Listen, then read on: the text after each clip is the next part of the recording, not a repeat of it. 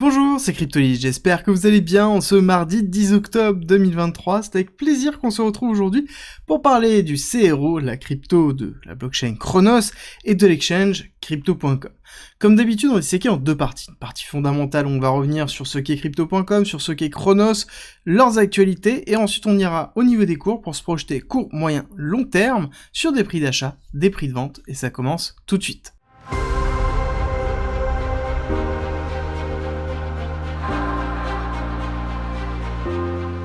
Quand on parle de CRO, on est obligé de parler forcément de Crypto.com. Alors, Crypto.com est un très gros exchange qui a fait beaucoup parler de lui, notamment aux USA, avec des campagnes publicitaires très agressives. Alors, quand on parle de Crypto.com, on est aussi obligé de parler de leur carte bleue, ça on le verra un petit peu après. Il y a eu une grosse communication, notamment en 2021 autour de leur carte bleue, et en 2022 aussi, dans lequel il y a eu une grosse valorisation autour de ce phénomène-là. On va l'aborder après, ça a été, je pense, la plus grosse arnaque qui a tourné autour du CRO. Je vais vous expliquer pourquoi. Arnaque était pas forcément le bon terme, parce que ce n'était pas le cas, mais en tout cas, beaucoup de personnes se sont senties arnaquées par rapport à ce qui s'est passé. Alors, au niveau de Crypto.com, c'est quoi? C'est un exchange classique dans lequel on retrouve absolument tout pour pouvoir, en fait, faire de l'achat, de la revente ou du transfert monétaire à travers des crypto-monnaies, avec une application qui est considérée comme une des meilleures sur le marché. L'application est vraiment très bien faite, dans lequel on a accès à tout. À côté, Crypto.com propose des rendements sur le BTC, sur l'USDC,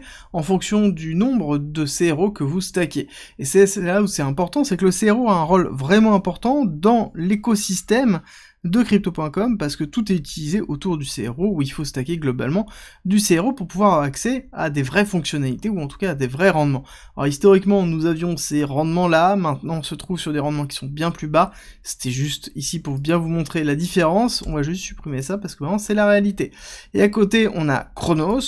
qui est la blockchain qui est alimentée par le CRO, qui est une blockchain en proof of stake, et dans lequel, sur laquelle, Crypto.com est construite, et dans lequel l'ensemble des transactions sont structurées. Donc Chronos, c'est un peu le pendant de la BNB Chain pour Binance, c'est un peu l'idée qui a été donnée, sauf que on n'a pas du tout le même écosystème et pas du tout la même évolution. Et ça, il faut bien faire attention, parce que comme toute blockchain d'infrastructure publique, le but, ça va être de pouvoir attirer des développeurs pour construire des applications décentralisées, et attirer tout simplement de la finance décentralisée, des volumes de transactions, etc.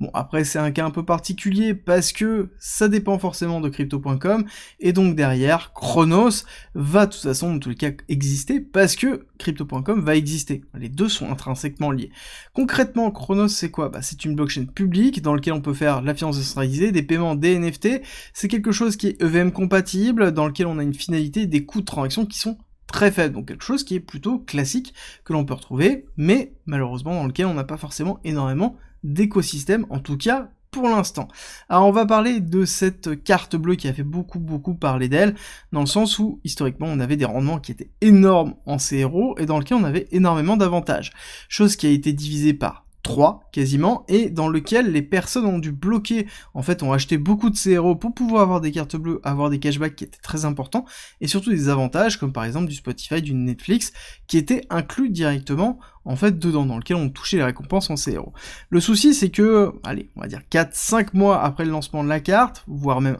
un chouïa moins, ils ont divisé par 2, voire 3 directement les rewards qui ont été donnés sur des personnes qui avaient stacké, acheté du CRO et stacké, alors que le CRO avait fait déjà quasiment divisé par, moins 30%, moins 40%. Donc il y avait une perte nette sur ceux qui avaient utilisé, donc beaucoup se sont sentis lésés par rapport à ça, et ça, Crypto.com a grandement souffert de ça, et à travers leur communication qui n'était pas forcément extraordinaire non plus. À côté, le CRO, donc c'est quelque chose qui a une max supply de 30 milliards, et dans lequel on se retrouve dans une dilution, encore il y a 25%, un petit peu plus de 25%, qui sont à un temps d'émission, qui sont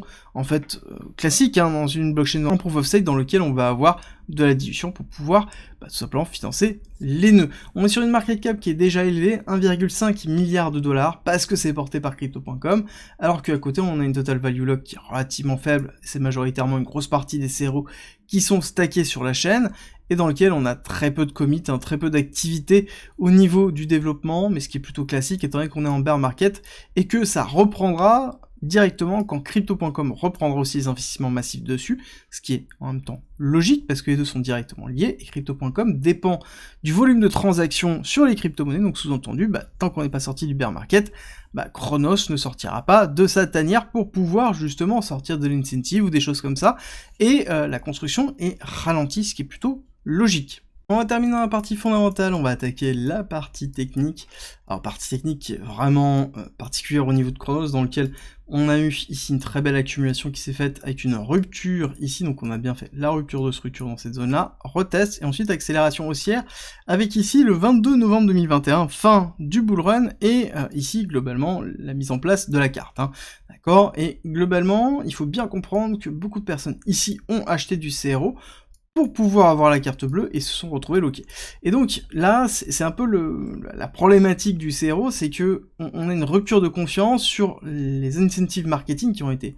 promis au niveau de Crypto.com, et je pense qu'on retrouvera ces mêmes incentives économiques lorsqu'on aura un bull run qui arrivera, et donc il faudra faire très attention en fonction de ce qu'ils nous proposeront. Néanmoins, techniquement, nous avons un BCARST, donc qui est une mise en place d'une distribution de week-off classique, avec une cassure baissière pour la mise en place du sign of weakness, dans lequel, ici, on se retrouve dans un gros sign of weakness qui est très compliqué à gérer, avec un gros psy qui se trouve là, d'accord. Et ensuite, on a la mise en place de l'accumulation week-off, qui est ici, accumulation qui est pas bon signe, parce que on a ici un lot qui s'est mis en place durant toute la période de FTX,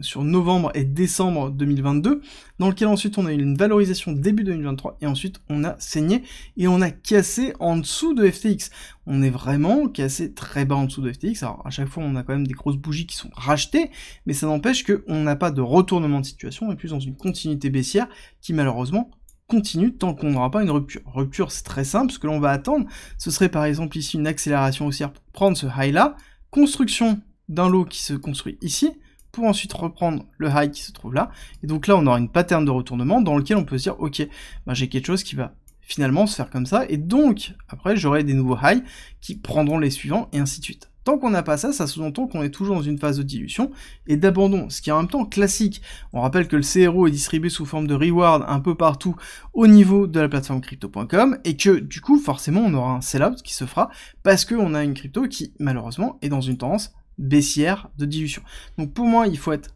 très très attentif, surtout qu'on n'a pas forcément de gros supports. Moi j'ai un support qui est à 0,03, qui est quand même vraiment très loin,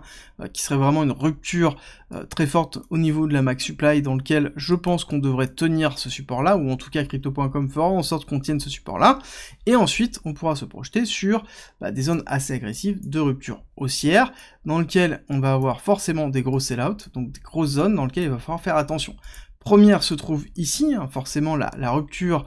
au niveau de Celsius, où on a beaucoup de personnes qui sont encore bloquées avec un CRO au-dessus de 0,10, donc forcément là on aura ici une prise de profit, ou en tout cas une diminution d'exposition. On aura tous ceux qui sont bloqués avec du CRO au-dessus de 0,35, donc qui sont ceux qui avaient la carte, en l'occurrence, ou qui ont toujours la carte. D'ailleurs, dites-moi en commentaire si vous avez toujours la carte et si vous l'utilisez, et laquelle de carte vous avez, parce qu'en termes d'investissement, c'est... il va falloir quand même beaucoup de temps pour pouvoir rentabiliser cet investissement-là. Et donc, pour moi, ici, on va avoir une grosse zone de vente. D'accord ? Donc là, c'est plutôt classique. Et ensuite, on va se projeter sur un petit peu plus loin, sur du long terme, dans lequel on pourrait se dire qu'on est dans une vague 1, vague 2, vague 3, et on pourrait aller chercher un objectif de 1,618 avec un CRO à 1,5$. Et pourquoi je vous dis que... pourquoi je pense plutôt, et pourquoi je vous dis maintenant, que je pense que ce sera compliqué d'aller vraiment au-dessus de la TH et aller à 1,618, ou dépasser le 1,618. Pour moi ici ce sera la zone d'atterrissage, parce que quand on regarde la market cap générale et par rapport à l'utilisation du CRO,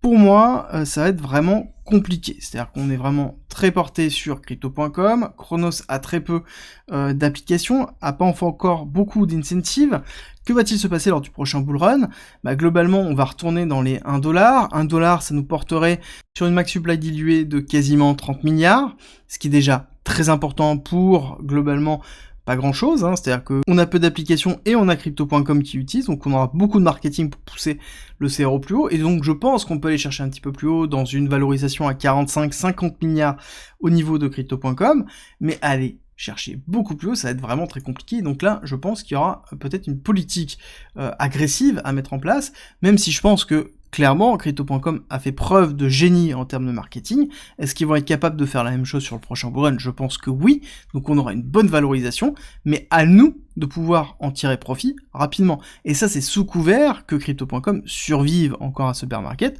parce qu'on a encore une phase de bear market qui peut être encore long, entre 12, 15 mois, donc forcément il va falloir patienter et faire attention à la dilution du CRO qui risque d'arriver, et clairement là on n'a pas de retournement, tant que j'ai pas de retournement, je contrôle mon exposition, c'est plutôt classique.